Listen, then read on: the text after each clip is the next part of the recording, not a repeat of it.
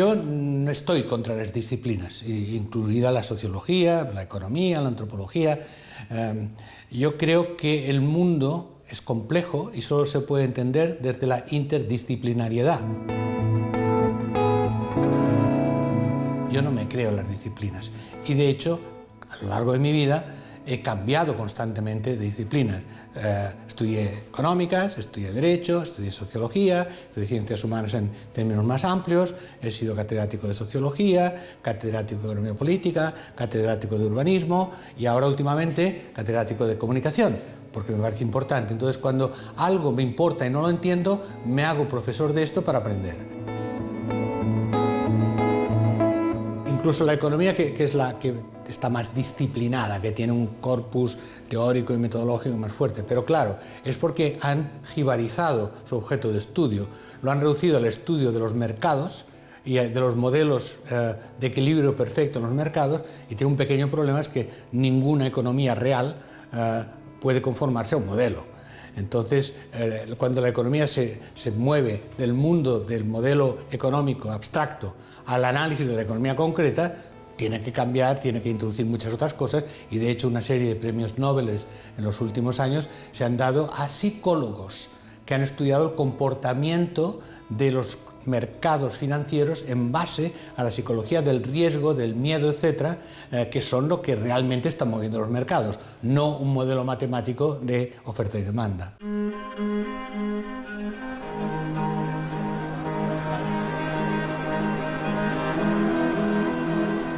Toda explicación o incluso todo análisis tiene que partir de datos y de observación. Hay todo un trabajo de construcción intelectual, de observación, de metodología de análisis y de reconstrucción intelectual con un discurso que tenga sentido, que no sea solo un discurso, sino un discurso que dé sentido a una realidad observada. Porque la verdad, discursos brillantes es fácil hacerlos. El problema es que tienen alguna relación con la realidad que queremos analizar y estudiar.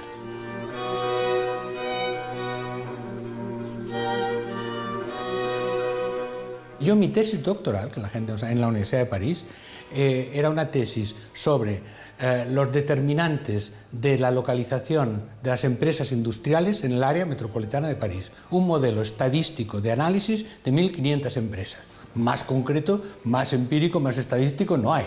Lo encontré muy aburrido y entonces decidí construir mi investigación explorando lo que podía ser el campo de la sociología urbana. Encontré que la mayor parte de cosas que había en sociología urbana no trataban los problemas que a mí me interesaban, que eran los problemas de poder. Y ahí construí lo que luego, junto con Lefebvre y muy poca gente más en París en ese momento, David Harvey en Inglaterra, se llamó la nueva sociología urbana. Era sobre todo una sociología en que el poder y no solo las formas espaciales eran centrales. Entonces, yo diría que mi evolución no ha sido ir de lo teórico a lo empírico, siempre he sido empírico.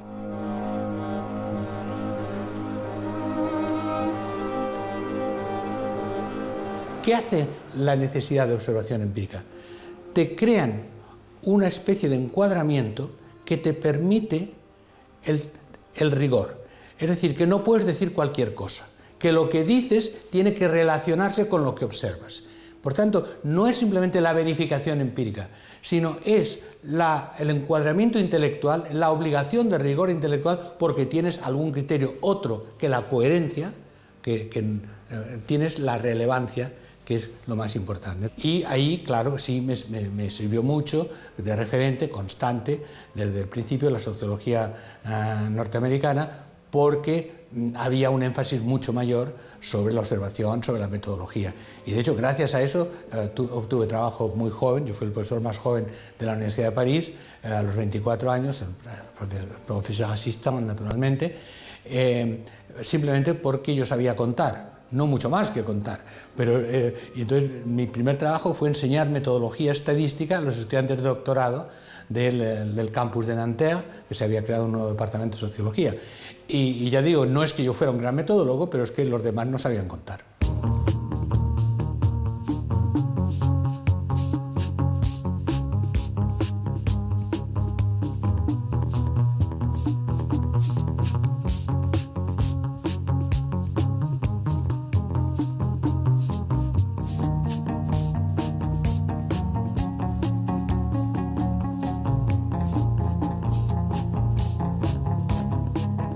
Yo creo que el término sociedades de la información y el conocimiento es un término intelectualmente erróneo.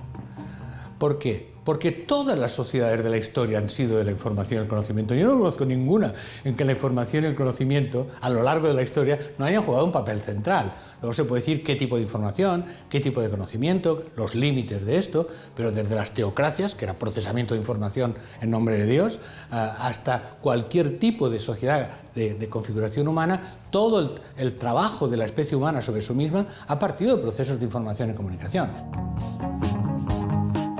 Yo digo informacional para decir una cosa muy sencilla, que es la utilización de un nuevo sistema tecnológico basado en las tecnologías de información y comunicación de base microelectrónica y de comunicación a través de redes digitales. Eso es informacional. Afecta la forma en cómo la mente humana procesa información y comunica. Y como lo que nos hace distintivos como especie es nuestra capacidad de comunicación significativa, si la comunicación es realmente lo esencial en todas las actividades, entre lo que estamos hablando usted y yo, lo que se está trabajando, los mercados financieros, todo se basa en la comunicación. Si se transforma la forma y los ritmos y los procesos de comunicación, se transforma todo.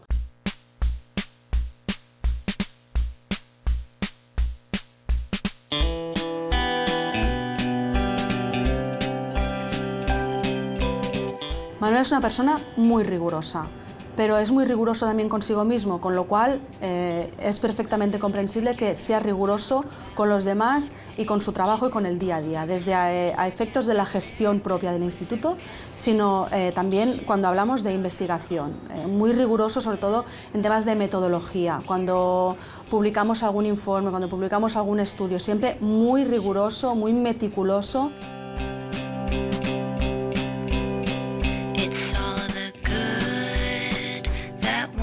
Tradicionalmente los estudios sociológicos se basan en metodologías cualitativas, que está muy bien, aportan información, pero Manuel siempre insiste en la importancia de complementar estas informaciones con datos cuantitativos, con estadísticas oficiales, con encuestas.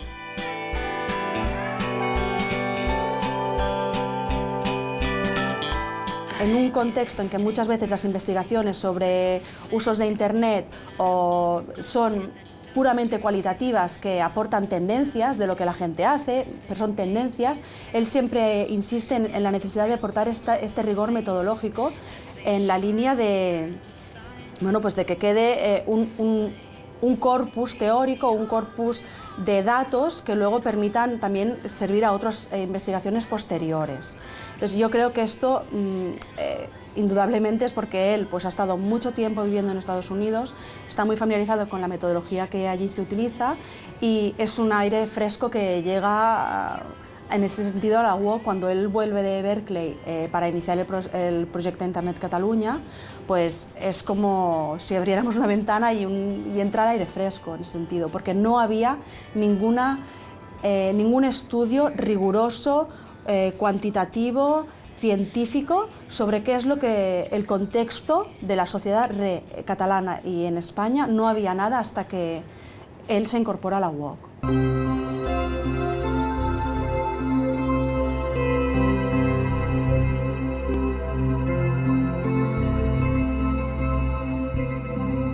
La gran transformación de nuestro tiempo es realmente la emergencia de una cultura digital y de un sistema tecnológico basado en el procesamiento microelectrónico de la comunicación y la información que cambia todo.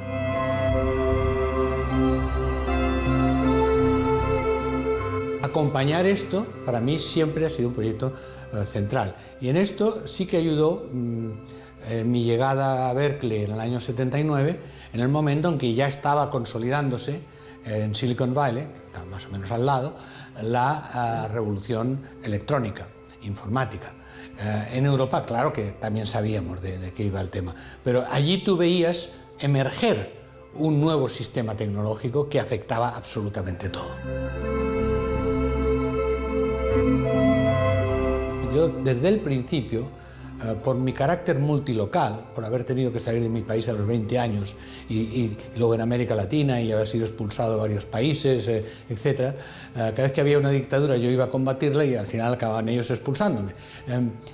Pero entonces lo que acabó sucediendo es que yo tuve desde siempre instalado en mi mente un sistema multiétnico, multicultural. Que cada vez que yo estaba viendo Silicon Valley decía, sí, pero ¿qué pasaría en Barcelona? ¿O qué pasaría en París? ¿O qué pasaría en Chile? ¿O qué pasaría en México? Los fenómenos que son estructurales, como el cambio tecnológico, la cultura digital, la globalización, todo esto hay que verlo desde distintos puntos de vista para analizar lo que es propio de cada cultura y luego su interdependencia.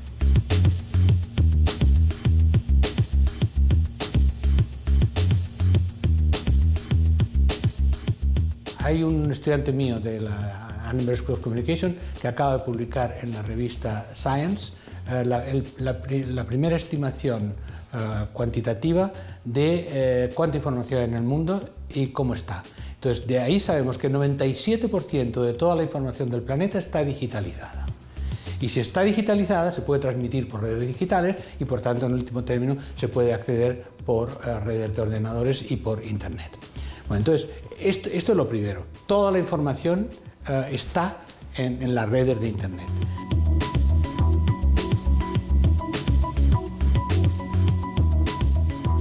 Te sientes abrumado si no sabes qué quieres hacer con ello. Pero es ahí donde la gente con proyecto intelectual, la gente que no solamente vive en el océano de información, sino navega en el océano de información, se orienta en el océano de información. Eso lo que requiere es gente mucho más activa, no consumidores pasivos de información, sino creadores activos de información y de comunicación, es decir, que unos se pidan a los otros. Por ejemplo, lo que hemos estado observando tanto en España como en Estados Unidos en todos los movimientos de ocupación de plazas y de edificios, etc., hay una innovación tecnológica extraordinaria. Se han inventado toda clase de nuevas tecnologías de comunicación.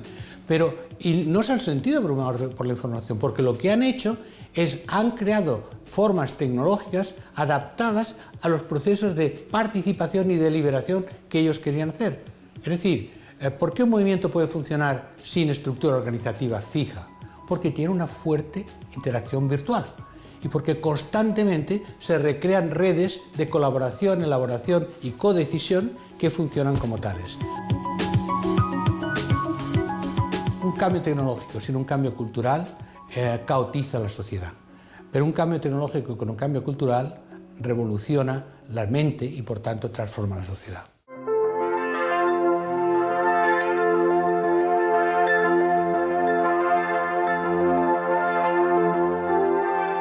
Internet nace como comunicación social, es decir, para la gente se construye una plataforma para comunicarse a distancia, pero no a distancia del otro lado del mundo, a distancia de la habitación de al lado, pero es así como nace Internet. Y luego poco a poco se va construyendo en base sobre todo a conectarse con otra gente, para todo tipo de cosas. No es un sistema de información, es un sistema de comunicación.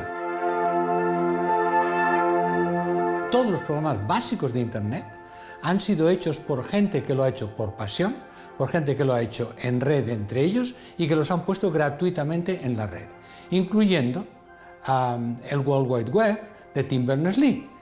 Yo conozco bien a Tim Berners-Lee y una vez le pregunté, bueno, pero imagínate si tú haces el copyright del World Wide Web que todos tenemos que utilizar cada momento, pues serías más que Bill Gates. Y dice, sí, pero no hubiera cambiado el mundo.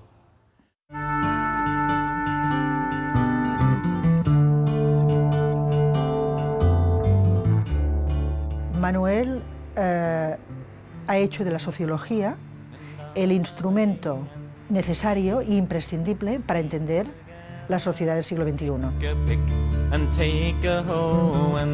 La sociología siempre ha servido para entender las sociedades, pero su aproximación interdisciplinaria, o sea, ha abierto la sociología a las otras disciplinas. Ha hecho que la sociología sin las otras disciplinas no fuera un instrumento útil. Yo creo que la abertura de la sociología para entender la sociedad del siglo XXI ha sido la gran aportación de Emmanuel, que tiene mucho que ver con su idea de red, de sociedad red. Podríamos hablar de sociología red.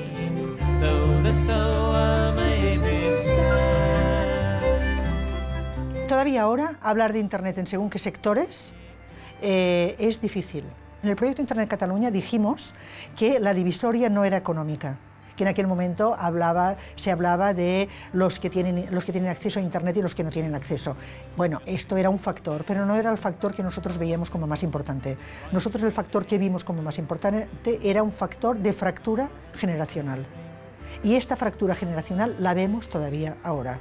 O sea, hay los que ya viven de otra manera y los que todavía están defendiendo un sistema de vida que es del siglo XIX o XX. Castells había investigado mucho sobre este tema, por lo tanto, era un seguro metodológico. O sea, Castells es muy serio y yo muchas veces le digo que demasiado. En temas metodológicos está muy preocupado para que todo sea claro desde el punto de vista metodológico y le dio credibilidad intelectual. O sea, Castells en aquel momento se decía que era el Max Weber del siglo XXI. Y yo creo que demostró que es el Max Weber del siglo XXI, que supo interpretar en el momento adecuado el nuevo tipo de sociedad donde estábamos entrando.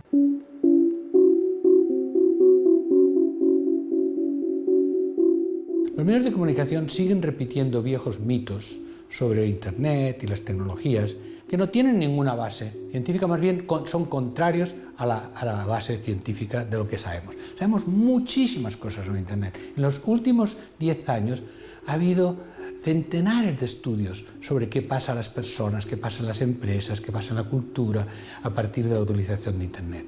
Una de las cosas que se ha demostrado en todos los países es que el uso intensivo de Internet no aísla, no aliena, no deprime, sino hace lo contrario. Hace a la gente más social, más activa, más capaz de relacionarse con otros y que la interacción física y virtual se acumulan. El que es más activo socialmente en la sociedad y con más amigos y más familia, lo es más en Internet y viceversa. Usted leerá constantemente, todavía hoy, la idea de que Internet es muy peligroso, que los niños no debieran utilizar Internet, es decir, es como realmente si hubiera pánico en la sociedad de finales del siglo XIX porque la gente aprendió a leer entre las familias obreras. Los gobiernos tienen pánico de Internet. Yo he estado en muchas comisiones de distintos gobiernos de asesoramiento de Internet, he sido asesor de Kofi Annan en la Comisión de Naciones Unidas sobre Internet.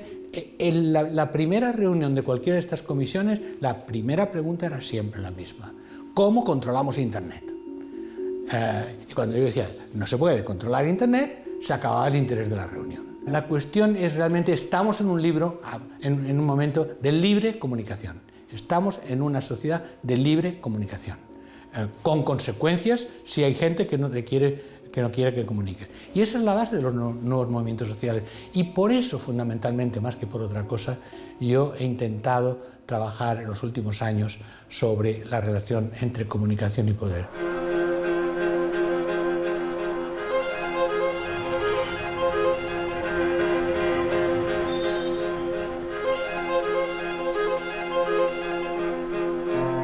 Mi línea argumental, toda mi vida, yo he pasado de un campo urbano, un campo de globalización, un campo tecnológico, un campo de movimientos sociales, ahora comunicación, pero siempre he tratado fundamentalmente el mismo problema, el poder.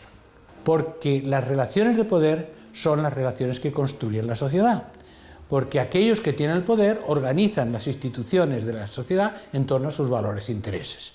Y los que no están en ese sistema intentan negociar, movilizarse para imponer otro tipo de sistemas de valores e intereses.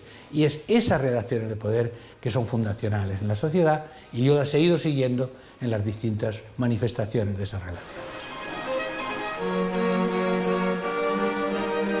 Yo ahí tengo una posición, además empíricamente fundada, de que el poder está en la mente de las personas. Y esto tiene enormes consecuencias prácticas. Bueno, yo lo he intentado incluso ligar, sin tener la menor idea de neurociencia, porque nunca pretendo hablar de lo que no sé, pero sí he conectado las nuevas tendencias que hay en las ciencias políticas y sociales, que es lo que se llama la teoría de la inteligencia afectiva, que muestra cómo las decisiones políticas y sociales dependen de la construcción emocional de nuestras decisiones, con las teorías de neurociencia tipo Damasio, etcétera, que muestran que las emociones, no el cálculo racional, las emociones transformadas en sentimientos determinan el proceso de decisión personal. Bueno, si esto es así, quiere decir que la comunicación emocional está en la base del poder. ¿Y eso qué quiere decir en concreto? Pues que cuando un joven árabe hace un llamamiento por Facebook y se muestra cómo lo están matando, o a él o a sus amigos, etc., y eso impacta la imagen, impacta emocionalmente, eso es mucho más importante que una diatriba ideológica, que una invocación de Alá, etcétera, etcétera.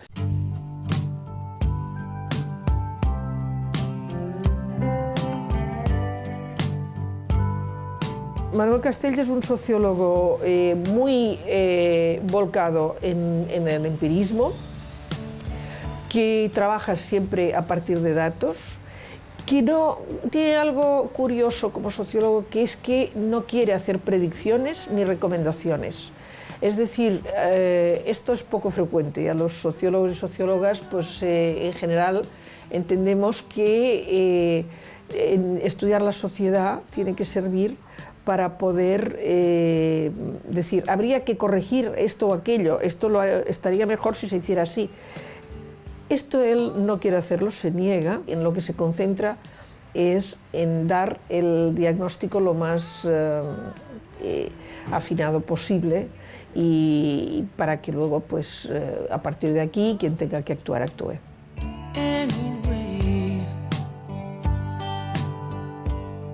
Al final, Manuel, yo creo que es alguien que está más motivado por el cambio social, por la novedad y también, en cierto modo, por conseguir una sociedad en la que la gente sea más libre y en la que haya menos desigualdades, que no por una sociedad más institucionalizada, más estable. Es decir, creo que se da cuenta que justamente el elemento de la mundialización y de la globalización requieren nuevas formas de comunicación. Por eso ha hablado de sociedad-red, y hay, sobre todo, por ejemplo, en su libro sobre poder y comunicación, una crítica muy profunda a cómo desde el capitalismo se está manipulando a los medios de comunicación y utilizándolos para promover un pensamiento neoliberal, conservador, etc. Y entonces, es decir, me parece que la raíz más profunda de su pensamiento es una raíz tal vez libertaria, en cualquier caso volcada a la innovación.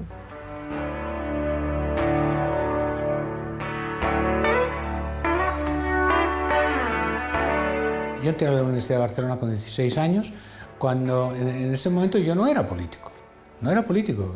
Mi familia era súper conservadora, franquista, etc. Yo no era político. Era, pues, como mucha gente de esa edad, creativo, me interesaba la literatura, el teatro, todo esto. Bueno, entonces, empecé a publicar mis artículos en la revista de la facultad, la cerraron. Empecé a hacer teatro, nos metieron en la cárcel. Bueno, al cabo de un tiempo así, dije, bueno, pues si no me dejan vivir, los voy a echar de España estos. Claro, el que salió de España rápidamente era yo, ¿no? Pero mi idea es que entonces había algo muy concreto, muy fácil de identificar, muy arriesgado, muy difícil de hacer, que era cambiar el sistema político, luchar por la democracia. Después, a lo largo de mi vida, yo he mantenido siempre el mismo valor en mí, que es la libertad, como valor supremo. Libertad para mí y libertad para los demás, que quiere decir democracia real, pero libertad como valor supremo, porque la libertad es lo que permite todo lo demás, todo lo demás. Igualdad sí, pero es que sin libertad no se puede luchar para la igualdad.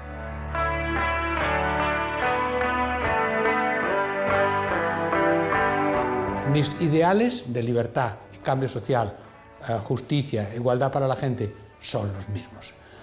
Pero lo que ha ocurrido es que los instrumentos que teníamos hace 20 años para hacer todo eso se han deteriorado y se han convertido en instrumentos de poder puro y duro y no de representación ni de cambio social. Y entonces, en estos momentos, y desde hace ya bastantes años, estoy en la idea de ver cómo mis ideas, mis análisis, etc., pueden contribuir a que surjan nuevas formas de representación política democrática y de autonomía comunicativa, de la que depende en último término el cambio de las mentes, cómo todo eso puede surgir y cuáles son los procesos de investigación que pueden contribuir a entender esa nueva forma de cambio social.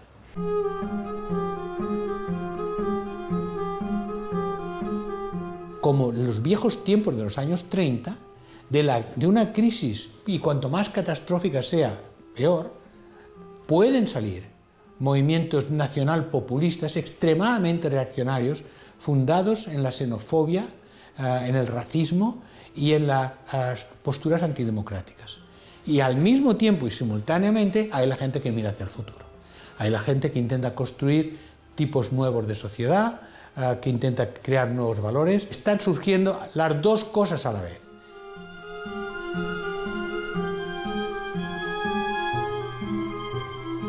El movimiento de indignados, o 15M, o como se llame, no es las acampadas en la plaza. Eso han sido fundamentales, decisivas, pero evidentemente nadie pensaba quedarse para siempre en las plazas, además es muy incómodo.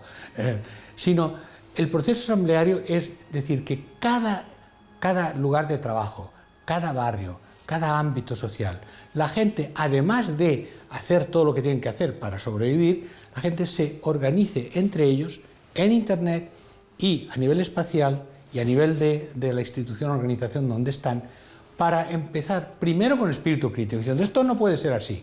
Segundo, para estar juntas las personas y de ese estar juntas sacar fuerzas y sacar valor, perder el miedo y ser capaces de actuar. Y que todo ese proceso sea un proceso de cambio intersticial, de cambio de valores desde la base y con un principio fundamental: no violencia. Tenemos que conseguir que todos esos grandes mamotretos de aparatos de represión que existen a todos los niveles en nuestra sociedad, disolverlos por aburrirlos.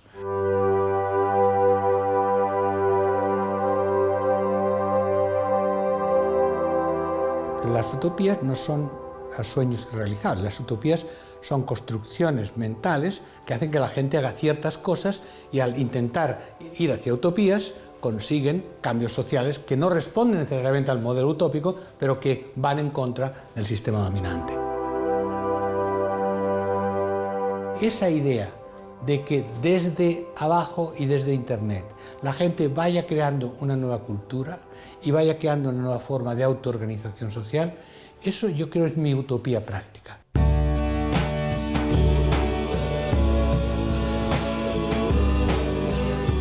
El conjunto de la sociedad está cambiando mentalmente, culturalmente, y que eso, en último término, llevará a un cambio también institucional, porque eso es como el agua. Las ideas discurren por donde discurren y no se les puede parar, porque cuando fluyen llegan al conjunto de las vidas de las personas.